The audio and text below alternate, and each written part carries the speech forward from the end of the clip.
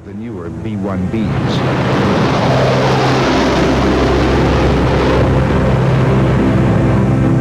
Designed to fight World War III, both carry on the strategic bomber legacy, reinvented for the post-Cold War world. Right now, a B-1 on the deck, scared and running, is arguably the fastest airplane in the world down low. Anything that might see it is going to have to get down on the deck and chase it, and that's going to be a very difficult thing. It's probably the largest roller coaster ride that anyone could probably ever go on. I get to do it for free. Not too long ago, its sole mission was to carry up to 24 nuclear bombs to the heart of Mother Russia. Each of them 25 times more powerful than the one dropped on Hiroshima. Now, B-1 crews spend most of their time preparing to deliver a non-nuclear munition anywhere on the globe in a moment's notice.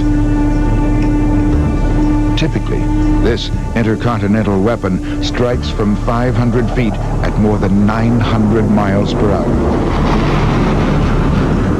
By combining these factors of low observability, great weapons capability, and fantastic command control communications along with high speed and long range, you have a potential war winner. Its absence in the Gulf to prove the machine a flying waste of taxpayer money. They said that this nuclear bomber, an ineffective product of 1970s technology, just didn't fit in the post-Cold War world.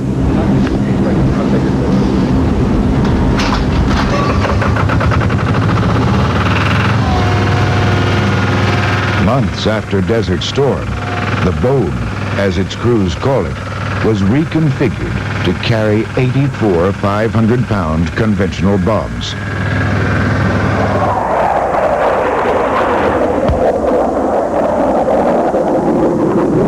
We were trying to hit things down to single digits.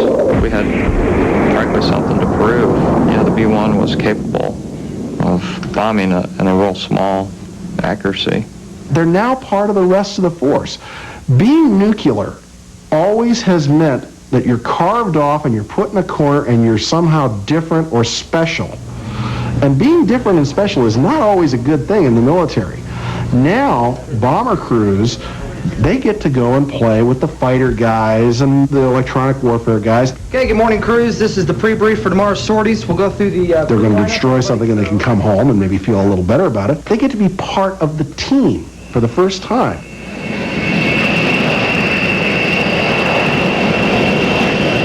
Carrying a 50,000-pound payload and only radars, chaff, and flare to defend itself, the B-1 is ready. Havoc 05 for back is correct. Contact tower ready for departure.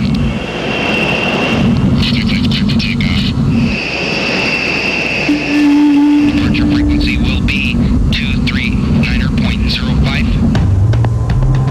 With its variable geometry wings fully outstretched and the engines flooding with JP-4, the Bone rises off the tarmac in West Texas.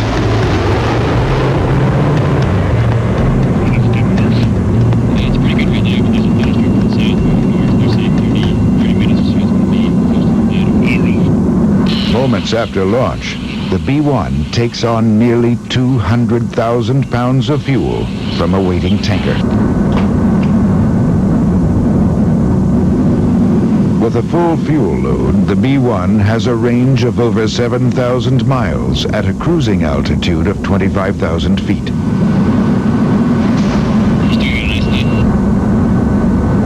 Aerial refueling means it can sustain flight for as long as the four-person crew can last in the cockpit.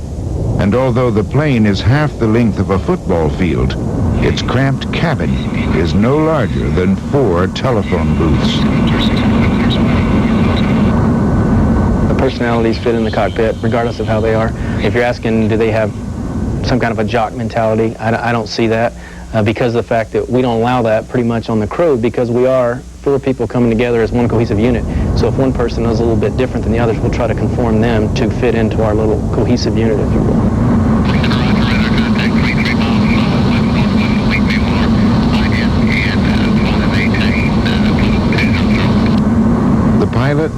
pilots sit up front. The offensive and defensive systems officers in a separate compartment about 6 feet behind them.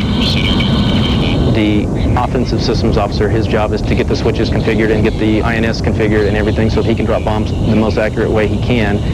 On the other hand, the DSO is primarily concerned with threats in the target area. And if you think about it, where are we going to start? We're not going to go strike somewhere that probably is not defended. So his job is going to be busy, my job is going to be busy, and the pilots have to kind of juggle the two of us because we're kind of separated at the time. I've got to get the bombs on target, but the D's got to defend the aircraft.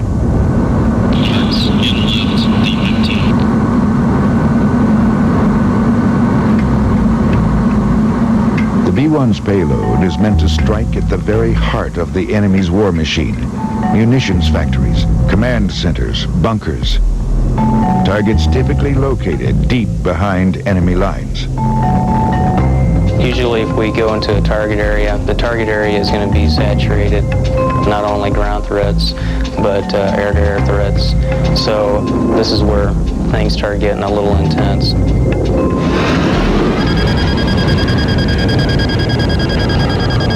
This is the warning that an enemy aircraft has been spotted 25 miles away on the defensive system officer's screen. Before the enemy fighter closes in for the kill, the B-1 pilot points the aircraft 20 degrees nose down, puts it in terrain following mode, and lets go of the stick. With its wings swept back, the plane drops from 25,000 feet to 500 in less than a minute.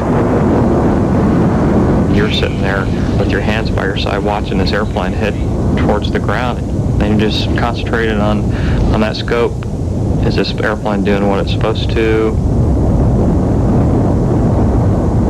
The B-1 is doing what it must to survive. Once spotted by the fighter's radar, the unarmed bomber is as good as dead.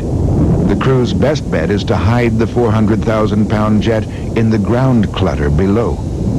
You don't have to completely defeat the threat. You just have to momentarily defeat the threat. Buy yourself a couple seconds here and a couple seconds there. The bomber's greatest defense is its ability to hug the deck and slip beneath enemy radar at near supersonic speed. We use the terrain to our advantage when we're low. Like if you were water, where would you flow, you know? And you use that terrain to get yourself buried in there as best you can. Making the B-1 resemble a catfish, the fins on the aircraft's nose help stabilize it at low levels.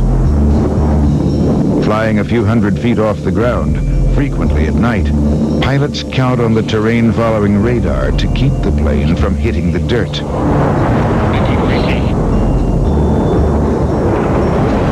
However critical to survival, radar sensors can also give away the bone's position. Once in the battle area, B-1 crews turn off any unnecessary electronics to reduce its footprint. The plane's unguided iron bombs are little changed from those used by World War II airmen, but the systems used to aim them are. Here, the offensive radar takes over.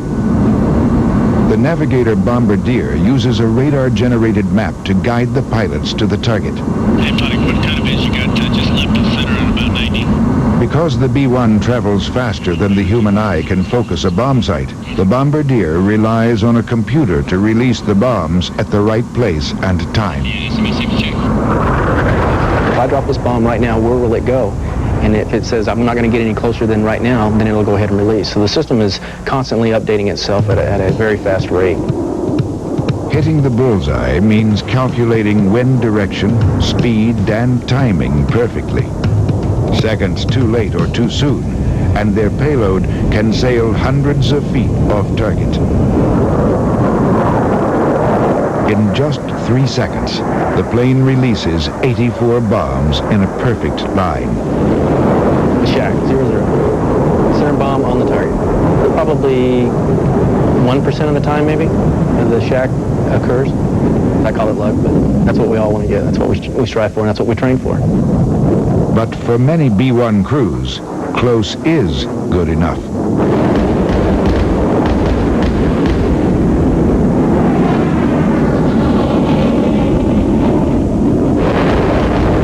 to 50 feet off the target, the string of exploding 500-pound dumb bombs leaves a charred scar a third of a mile long and 100 feet across.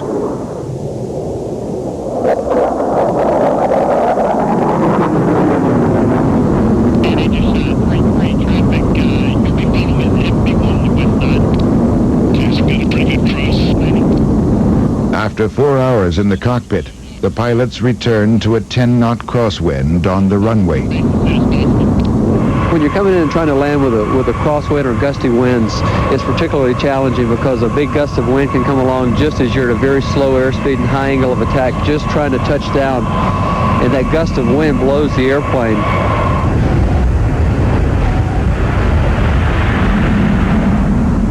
For the men and women at Dyess Air Force Base, today's mission was a typical